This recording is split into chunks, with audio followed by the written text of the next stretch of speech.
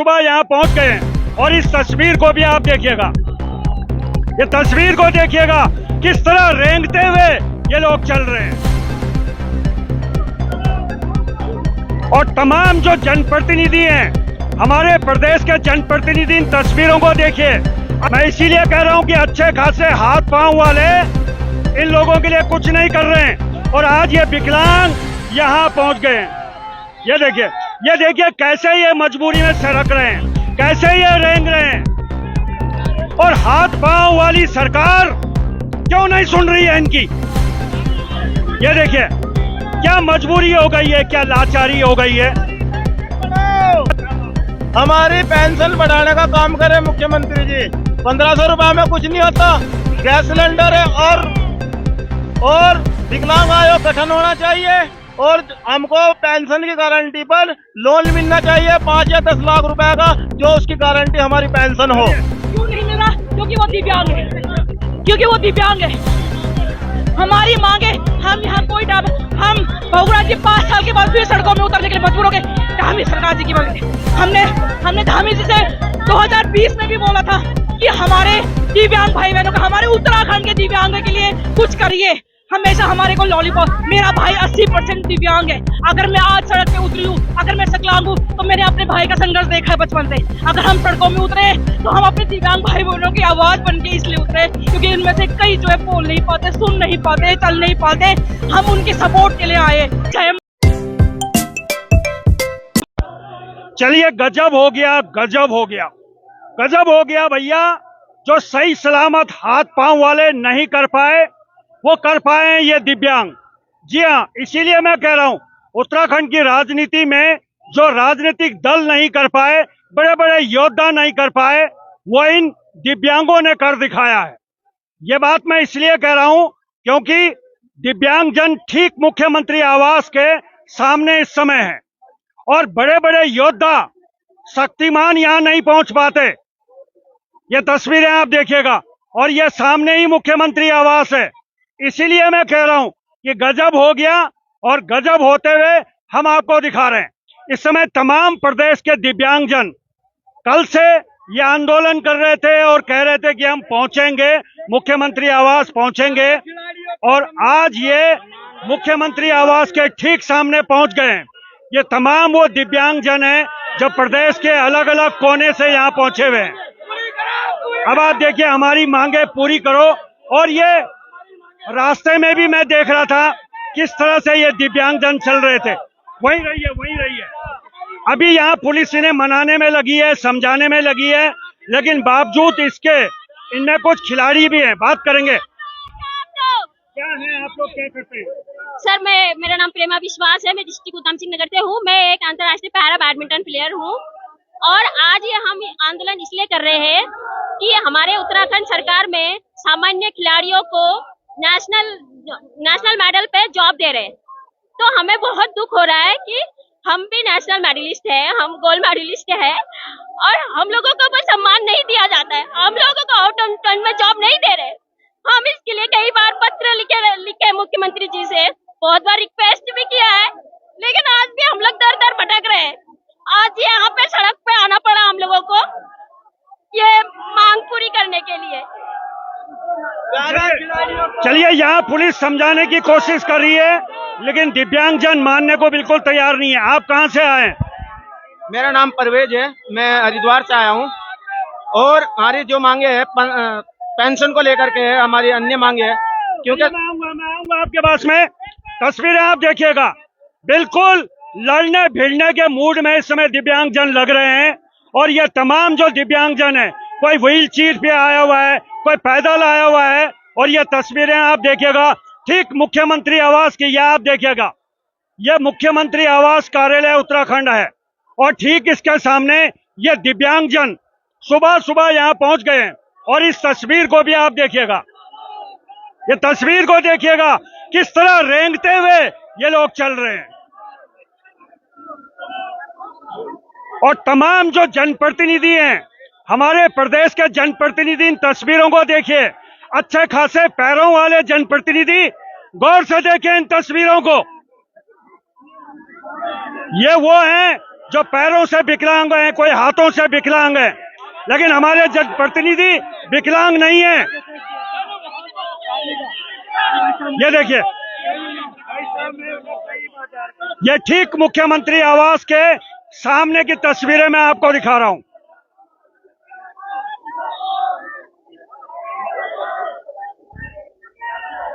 तो इस समय वाकई में एक अजीब सी स्थिति हो गई है। ये देखिएगा, तमाम जो बड़े बड़े मंत्री हैं, तंत्री हैं, संतरी हैं, बड़ी बड़ी गाड़ियों में, चमचमाती हुई गाड़ियों में अंदर आ रहे हैं, और ठीक उनके सामने ये दिव्यांगजन जो लाचार हैं, मजबूर हैं, और आज इनकी मजबूरी है जो इन्हें यहाँ लेके आई है, बोल नहीं सकते हैं। चलिए कुछ और लोगों से बातचीत करेंगे। अब देखिए ये अपनी बात को किस तरह से पहुंचा रहे हैं। बड़ी अजीब स्थिति है, बड़ी विकट स्थिति है, कोई बोल नहीं सकता है, कोई चल नहीं सकता है, और इनकी आवाज सुनेगा कौन? पूरी करो। सर मेरा नाम अशोक कुमार है सर, मैं पिथौरागढ़ का रहने वाला हूँ सर। मैं एक नेशनल खिलाड़ी हूँ, मैं दिव्यांगों को नेशनल बैडमिंटन खिलाड़ी हूँ। जो नौकरी दी जा रही है और लोगों को, वो आम दिव्यांग लोगों को भी इसमें कुछ के बारे में कुछ दिया जाए सर। धन्यवाद। चलिए और तस्वीरें देखिएगा। मैं इसीलिए कह रहा हूं कि अच्छे खासे हाथ पांव वाले इन लोगों के लिए कुछ नहीं कर रहे हैं, और आज ये विकलांग यहां पहुंच गए हैं।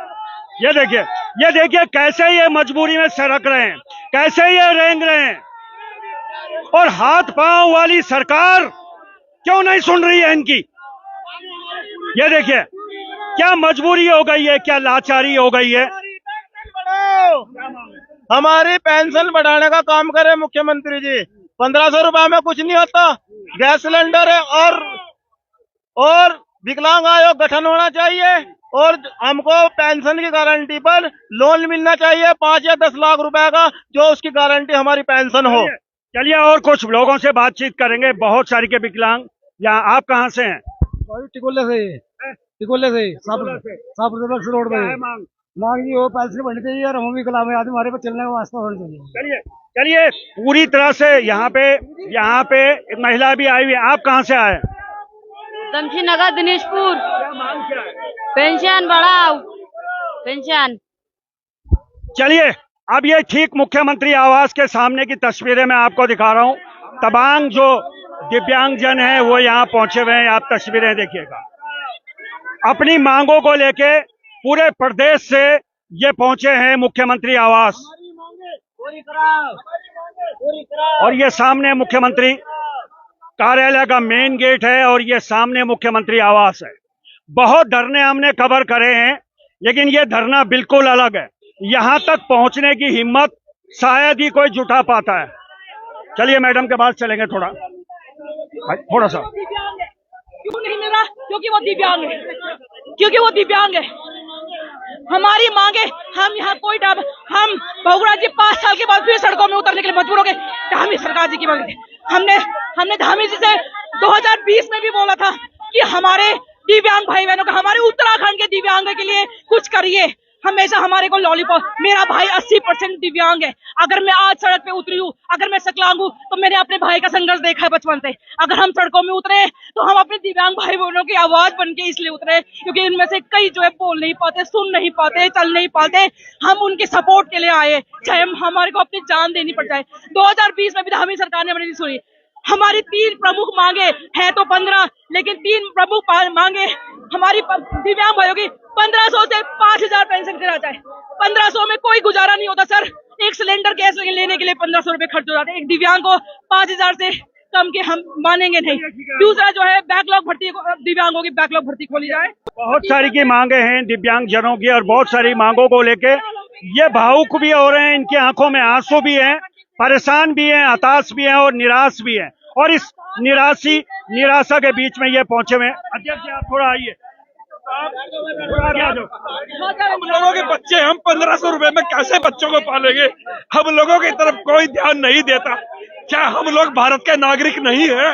हमको इस जवाब, हम 2010 साल से कंटिन्यू हम आंदोलन करते हैं, हम लोगों को कोई जवाब नहीं देता। क्या हम लोगों को मरने के लिए छोड़ दिया गया है? सब हम चाहते हैं कि हमारे मुख्यमंत्री जी आए और हम लोगों की मांग को मान करके हम लोगों को गले से लगाएं। हमारी सिर्फ इतनी सी ख्वाहिश है, हम लोग कमजोर लोग हैं, हम जंग नहीं कर सकते साहब, हम लोग अपनी जबान से ही कुछ बोल सकते हैं साहब। चलिए, रोते बिलखते चिल्लाते ये दिव्यांग आज मजबूर हो गए और पहुंच गए मुख्यमंत्री कार्यालय के ठीक सामने। अभी भी मैं देख रहा हूं इनकी आंखों में बहते हुए आंसू हैं और ये आंसू पुकार रहे हैं सत्ता को कि हमारी सुनिए। लेकिन अब बड़ी विकट समस्या हो गई है कि ठीक मुख्यमंत्री आवास के आगे ये पूरा का पूरा जो मुख्यमंत्री आवास का जो मार्ग है पूरी तरह बाधित हो गया है और अब स्थिति विकट हो गई है। विकट स्थिति हो गई है क्योंकि यहां तक अगर ये पहुंच गए हैं तो अब आगे क्या होगा, क्या बातचीत होगी, क्या इन्हें अंदर बुलाया जाएगा, क्या कुछ होगा। अब ये दिव्यांगजन सारे के सारे सड़कों पर ही बैठना शुरू हो गए हैं। तस्वीरें आप देखिएगा, पूरे प्रदेश से इस समय ये दिव्यांगजन यहाँ पहुंचे हुए हैं और लगातार अपनी मांगों को लेकर ये अलग अलग माध्यमों से अपनी बात सरकार तक पहुंचाने की कोशिश कर रहे थे, लेकिन अब ये पूरी तरह यहाँ बैठ गए हैं। यह आप देखिएगा, ये देखिएगा, सुबह सुबह ही इनका फोन आ गया था कि हम लोग यहाँ पहुंच गए हैं और स्थिति परिस्थिति कैसी है वो आपको दिखाना चाहूंगा। ये मुख्यमंत्री आवास का गेट है। मुख्यमंत्री आवास के गेट पर इस समय एसएसपी देहरादून यहाँ पहुंचे हुए हैं मौके पे, वो भी अंदर गए हैं और वाकई में उत्तराखंड के इतिहास में शायद बहुत कम मौके ऐसे होते हैं जब आंदोलनकारी मुख्यमंत्री आवास तक पहुंच पाते हैं, लेकिन इन्होंने ये कर दिखाया है।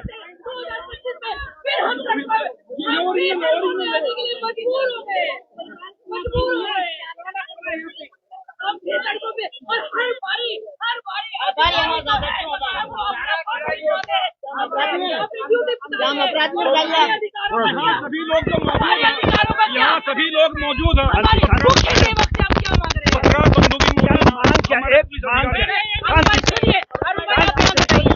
हमारी मांग जो हमारे पैरा खिलाड़ी हैं उनको सामान्य खिलाड़ी की तरह आउट ऑफ टर्न जॉब दिया जाए।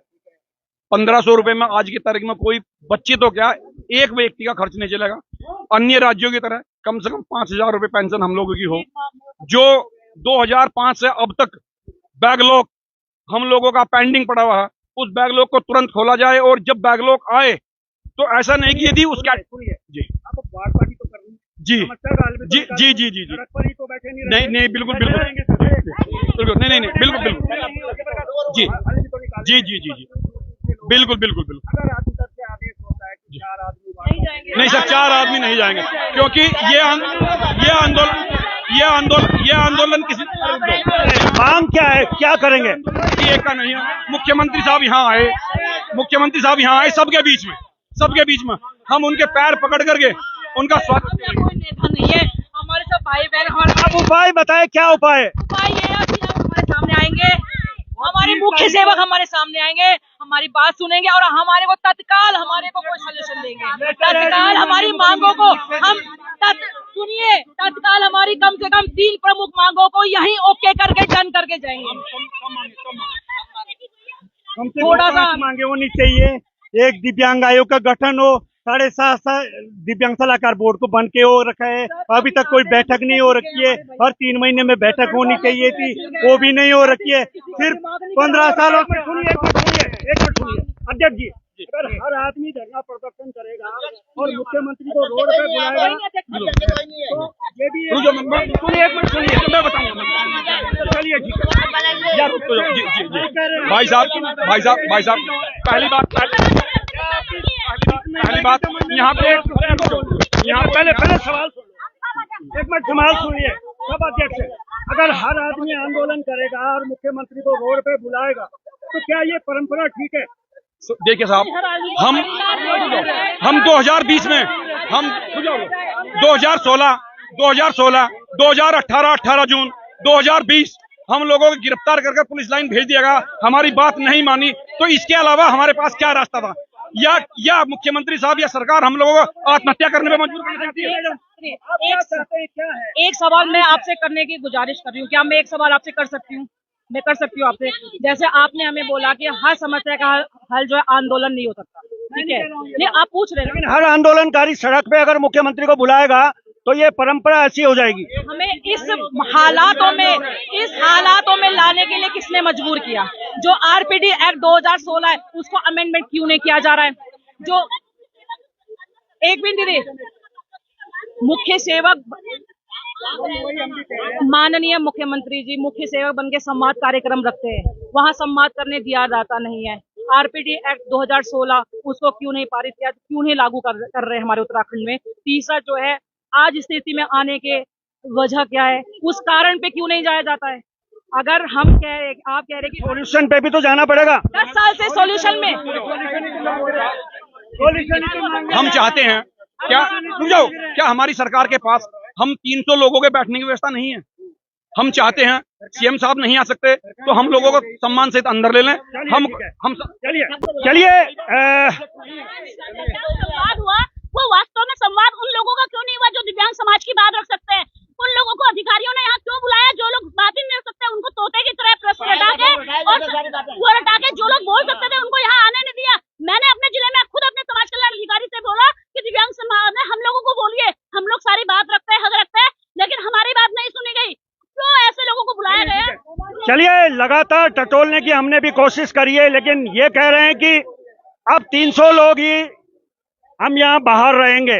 तो अब ये शासन प्रशासन को इसका हल निकालना है कि आखिर ये मसले का हल कैसे निकलेगा और कैसे ये समस्या का समाधान होगा, क्योंकि यहाँ पे पूरा का पूरा रोड ब्लॉक हो गया। अरे कहाँ ले जाओगे इस गाड़ी को? तो चलिए, इसलिए रोड जाम की स्थिति भी हो रही है, क्योंकि ये ठीक मुख्यमंत्री आवास के सामने ये धरना प्रदर्शन हो रहा है। और इस समय सुबह सुबह की स्थिति मैंने आपको पूरी दिखा दी है, और दिव्यांगजन जो कुछ उनकी मांगे हैं वो भी मैं आपको दिखा चुका हूं। अब शासन प्रशासन को तय करना है और निर्णय लेना है कि आखिर इस मामले का हल कैसे निकलेगा। लेकिन मैं आप लोगों को बता दूं, ये वाकई में परेशान भी हैं, हताश भी हैं, निराश भी हैं और गुस्से में भी हैं। तो चलिए बने रहें।